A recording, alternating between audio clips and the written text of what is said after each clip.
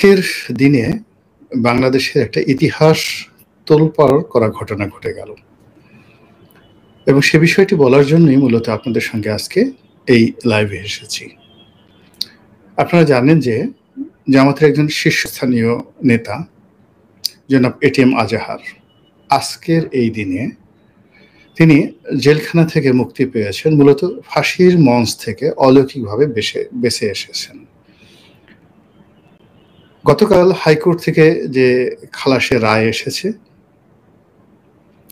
তারপরে ঝড়ের গতিতে তিনি কারাগার থেকে মুক্তি পেয়ে একেবারে রাজার বেশে শাহবাগে এসে উপস্থিত হয়েছেন। শাহবাগে সম্ভবত একটি বিজয় মঞ্চ তৈরি করা হয়েছে এবং সেই মঞ্চে দাঁড়িয়ে তিনি আজকে বক্তব্য দিচ্ছিলেন। এই বিষয়গুলো নিয়ে আমার ভিতরে যে প্রতিক্রিয়া তৈরি হয়েছে নানা কারণে। প্রথম প্রতিক্রিয়া হলো, এই ভদ্রলোককে আমি খুব কাছের থেকে চিনি। জেলখানাতে তিনি এবং আমি একই ছেলে ছিলাম, পাশাপাশি ছিলাম এবং আমরা অনেকটা বন্ধুর মতো সেই প্রায় 50টি দিন একই টেবিলে খেয়েছি, অনেক বিষয় আলাপ আলোচনা করেছি। জেলখানায় থাকলে যা হয় তিনি আমার সঙ্গে শেয়ার করেছেন। ফলে তার প্রতি আমার এক ধরনের ব্যক্তিগত আবেগ, সহানুভূতি এটা যেমন ভাবে আছে এবং একই সঙ্গে আমি তাকে তার সেই বিপদের মুহূর্তে যেভাবে দেখার সুযোগ পেয়েছি, হয়তো জামাতের অনেক শীর্ষ নেতাও ওভাবে দেখার সুযোগ পাননি। আমি যে সময়টাতে 2013 সনে জেলে ছিলাম, ওই সময়টাতে কাদের মোল্লা ছিলেন, ওই সময়টিতে মীর কাসিম আলী সাহেব ছিলেন, কামরুজ্জামান সাহেব ছিলেন, দেলোয়ার হোসেন সাইদি সাহেব ছিলেন, আরো অনেকে। এই যে এখন ছাত্র শিবিরের যিনি সভাপতি থেকে শুরু করে আরো অনেক শীর্ষ নেতৃবৃন্দ ছিলেন, তাদের সঙ্গে নিয়মিত যোগাযোগ হতো, কথা হতো, আলাপ আলোচনা হতো। তারপর আমি যখন বের হয়ে এলাম, তারপর অনেকগুলো ঘটনা ঘটলো। কাদের মোল্লা সাহেবের ফাঁসি হলো, সাইদি সাহেবের সেই মৃত্যু হলো, মীর কাসিম আলী সাহেবের ফাঁসি হলো, কামরুজ্জামান সাহেবের ফাঁসি হলো, আলী আহসান মুজাহিদি সাহেবের ফাঁসি হলো। এই প্রতিটি ঘটনাই আমি খুব কাছে থেকে দেখেছি এবং যে শাহবাগে আজকে তারা বিজয় মঞ্চ তৈরি করেছে এবং সেখানে হাত নেড়ে নেড়ে যেভাবে কথাবার্তা বলছেন, ঠিক একইভাবে এইখানে যারা অরিজিনাল শাহবাগী, অর্থাৎ ইমরান এই সরকারের যে শাহবাগী গ্রুপটি ছিল, তাদের সেই সময়ের কর্মকাণ্ড খুব ঘনিষ্ঠভাবে দেখার সুযোগ হয়েছে এবং শাসক দলের একজন সংসদ সদস্য হিসেবেও আমি ঠিক সেই সময়টাতে গণজাগরণ মঞ্চে যে অভ্যন্তরীণ বিষয়াদি, তাদেরকে নিয়ে গোয়েন্দা বাহিনীর যে খেলাধুলা এবং শেখ হাসিনার যে খেলাধুলা, এই পুরো জিনিসগুলো আমার দেখার সুযোগ হয়েছে। আবার যখন গণজাগরণ মঞ্চকে কেন্দ্র করে যে বিভেদ তৈরি হলো, আবার তাকে চ্যালেঞ্জে জানিয়ে যখন শাহবাগের এই যে গণজাগরণ মঞ্চ, তাকে চ্যালেঞ্জ জানিয়ে হেফাজতে ইসলাম যখন শাহবাগের সেই প্রতিকূলে শাপলা চত্বরে একটি বিরাট সমাবেশ করলেন, সেটিও খুব ঘনিষ্ঠভাবে একেবারে কাছের থেকে দেখার সুযোগ হয়েছে এবং ওই সময়টিতে শাহবাগ নিয়ে, তারপর শাপলা চত্বর নিয়ে যে সকল কথা লিখেছি পত্রপত্রিকাতে এবং যে সকল কথা টকশোতে গিয়ে বলেছি, এমনকি জামাত সম্পর্কে, আজকের এই বাস্তবতায় সেগুলো কতটা নির্মম এবং নিষ্ঠুর সত্যে পরিণত হয়েছে সেগুলো খুব সংক্ষেপে আপনাদের স্মরণ করিয়ে দিয়ে, তার সঙ্গে সঙ্গে আজকে যা হচ্ছে এটার পরিণতি আগামীতে কি হবে সেই বিষয়গুলো নিয়ে আলাপ আলোচনা করব। আপনারা যারা আমার সঙ্গে আছেন তাদের সবাইকে ধন্যবাদ। আমি একটু দেখে আসি যে কারা কি বক্তব্য বলেছেন। একজন বলেছেন যে সোহেল রানা ধুর পাগলের প্রলাপ, আরেকজন বলেছেন বাম জামাত ভাই ভাই, বাম জামাত ভাই ভাই, শাহবাগী এখন সবাই, দেশ এক জঘন্য অবস্থায় আছে।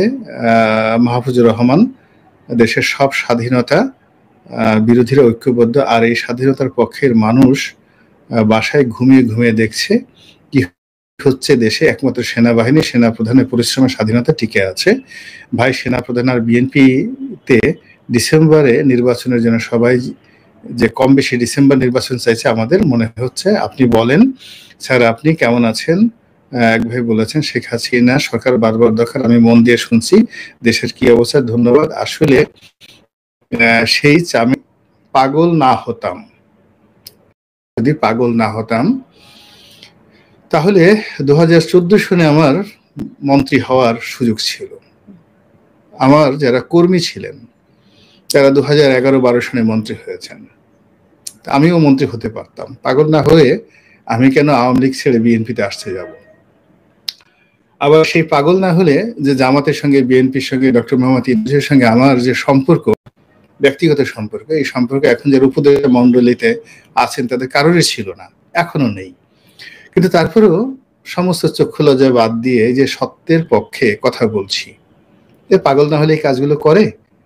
তো কাজে আপনি একটু পাগলের কথা শুনেন, এমনি শুনেন, কত কথাই তো দেখেন। মানুষের রাস্তাঘাটে যান, চিড়িয়াখানায় গিয়ে ঢুকে বানরের লম্ফঝম্প দেখেন, তারপরে শেষে রাস্তায় উলঙ্গ বদ্ধোন্মাদদের তামসা দেখেন।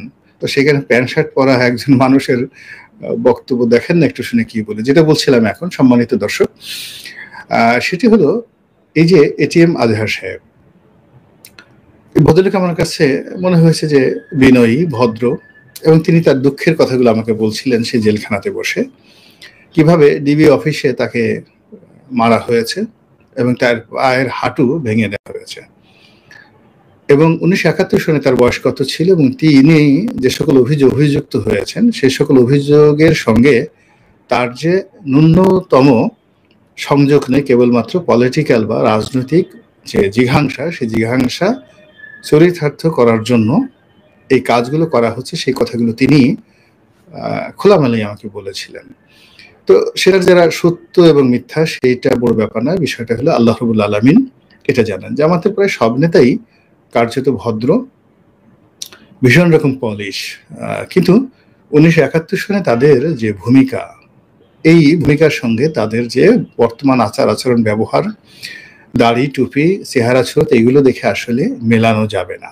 কেবলই মাত্র 71-এ যারা দেখেছেন তারা বুঝতে পারবেন। কিন্তু আমরা এখন তাদেরকে যেভাবে আলেম হিসেবে, পরহেজগার হিসেবে, দেশ দরদি হিসেবে দেখতে পাচ্ছি, তার কিছুটা স্বপ্নভঙ্গ হয়েছে আগস্ট মাসের এই বিপ্লবের পর। এই বিপ্লবের পর জামাতের দৌড়াদৌড়ি, জামাতের যে ওভার স্মার্টনেস, রাষ্ট্র ক্ষমতা দখল করার জন্য বা রাষ্ট্র ক্ষমতার অংশীদারিত্বের জন্য তারা যেভাবে লম্ফঝম্প করছে, আমরা অনেকেই কিন্তু জামাত সম্পর্কে আমাদের যে আগ্রহ, শ্রদ্ধা, যে ভালোবাসা, এটিতে টান পড়েছে। এটি হলো বাস্তবতা। 2 নম্বর হলো যে শেখ হাসিনা যে বিচারটি করেছিলেন, এটা তার একটা পলিটিক্যাল কমিটমেন্ট ছিল, কিন্তু যে প্রক্রিয়াতে তিনি বিচার করেছিলেন এটি ছিল পক্ষপাত দুষ্ট, এটির মধ্যে জিঘাংসা ছিল, এটি ভারতের একটা প্রেসক্রিপশন ছিল, এর মধ্যে চক্রান্ত ছিল, এতে কোনো সন্দেহ নেই। এবং এই কথাগুলো আমি সেই যে সময়টাতে বিচার শুরু হয়েছিল তখন থেকে সংসদের ভেতরে, সংসদের বাইরে, সবার সমিতি, সেমিনারে, পত্রপত্রিকায় বলে আসছি। এবং আমার অনেকগুলো লেখা, মীর কাসিম আলী সাহেবকে নিয়ে লেখা, দেলোয়ার হোসেন সাইদী সাহেবকে নিয়ে লেখা, বিশেষ করে কাদের মোল্লা জেল থেকে বের হয়ে এসে কাদের মোল্লা সম্পর্কে যে লেখাগুলো লিখেছিলাম, এগুলো রীতিমতো ভাইরাল হয়ে পড়েছিল। কিন্তু আওয়ামী লীগের কোনো লোক আমাকে চ্যালেঞ্জ জানাতে সাহস পাননি, কিংবা কোনো গোয়েন্দা সংস্থা আমাকে প্রশ্ন করবে বা টেলিফোনে হুমকি দিবে, বা ছাত্রলীগ বা যুবলীগে কেউ একটা হুমকি দেবে, আজ পর্যন্ত আমার মানে সেই দুর্ভাগ্য হয়নি, কখনো এই কাজটি কেউ করেনি। এই কারণে কি হলো, মনের মধ্যে একটা সাহস জন্ম নিয়েছে যে সত্যের পথে থাকলে, সত্য কথা বললে আল্লাহর পক্ষ থেকে একটা সহযোগিতা আসে। কিন্তু আপনি যদি অহংকার করেন, সেই অহংকারের ফল অতীতে যেভাবে মানুষের হয়েছে, এখনো যারা অহংকার করছে তাদেরও ঠিক সেই ফল হবে। শেখ হাসিনা এই বিষয়টিকে অনেকটা কন্টামিনেটেড অ্যান্ড পারভার্টেড করেছেন, এবং সেটা কিভাবে তা আমরা স্কাইপে কেলেঙ্কারির মাধ্যমে দেখেছি। 2 নম্বর হলো যে যখন সাইদী সাহেবকে গ্রেপ্তার করা হলো তখন পর্যন্ত কিন্তু তার বিরুদ্ধে একটা জিডি এন্ট্রি ছিল না বাংলাদেশের কোথাও, এটা সাক্ষী আমি নিজে। তখনকার আইন সচিব আমাকে এই কথা বলেছিলেন, এবং তাকে গ্রেপ্তার করে মূলত জামাত ভেঙে সরকারের অনুগত একটা কিংস পার্টি যেটাকে বলা হয়, এরকম একটি অনুগত জামাত তৈরি করার চেষ্টা করা হচ্ছিল। এবং সেখানে জনাব সাইদিকে সামনে এনে এই কাজটি করার চেষ্টা করা হচ্ছিল, যেটা সাইদি সাহেব সায় দেননি ওই সময়টিতে। তার ফলে তার উপর কিন্তু সরকারি গজব নেমে আসছিল। তারপর জামাতকে নেতৃত্ব শূন্য করার জন্য আওয়ামী লীগ যে পরবর্তীতে যে প্রোগ্রাম নেয়, সেটা মূলত ভয় থেকে। প্রথমে তারা যেহেতু তাদের একটা নির্বাচনী অঙ্গীকার ছিল, তারা একটা নামকাও অস্তে বিচার করতে চাচ্ছিল। সেগুলো হয়তো শীর্ষ যারা নেতৃবৃন্দ রয়েছেন তাদেরকে কিছু শাস্তি দেওয়া হতো, কিন্তু এভাবে ফাঁসি দেওয়া এটা তাদের প্রাথমিক পরিকল্পনা ছিল না। কিন্তু জামাত যখন রেজিস্ট করে এবং তারা যখন খুব সিরিয়াস অবস্থায় চলে যায়, এবং বিএনপি যখন জামাতকে খুব সমর্থন দেয়, তখন ভারত এবং আওয়ামী লীগ প্রমাদ গুনে, এবং তারা চিন্তা করে যে আমরা যে বাঘের ঘরে ঢুকেছি, সেখান থেকে আলটিমেটলি এসপার ওসপার না করে ফেরা যাবে না। তখন থেকে তারা এটাকে রীতিমতো একেবারে ফাঁসি, তারপরে সে জামাতকে নেতৃত্ব শূন্য করা, জামাতকে শেষ করে দেওয়া, এটা মূলত ভয় থেকে তারা এই কাজগুলো করেছে। এবং তারা যে দাম্ভিকতা দেখিয়েছে জামাত সম্পর্কে, যে সকল কথা বলেছে, যে আমাদের নেতাকর্মীদের উপর যে জুলুম এবং অত্যাচার করেছে, এই পুরোটাই আওয়ামী লীগ করেছে ভয় থেকে, প্রতিহিংসার ভয় থেকে। তাদের আজকের যে পরিণতি হয়েছে আওয়ামী লীগের, এই ভয়টা তারা কিন্তু 2011-12 সনে তারা পেয়েছিল। এবং আপনি এরা কল্পনা করতে পারবেন না যে এই দিন শাপলা চত্বরে হেফাজতের সেই যে মহাসমাবেশ হলো, ওই দিন আওয়ামী লীগ অফিসে এবং গণভবনে রীতিমতো কি যে পরিবেশ পরিস্থিতি তৈরি হয়েছিল, এটা যারা না দেখেছেন তারা এটা বুঝতে পারবে না। ফলে কাজে একটা ভয় থেকে তারা যে কাজগুলো করেছেন, সেই কাজের পরিণতি কিন্তু তারা ভোগ করেছেন।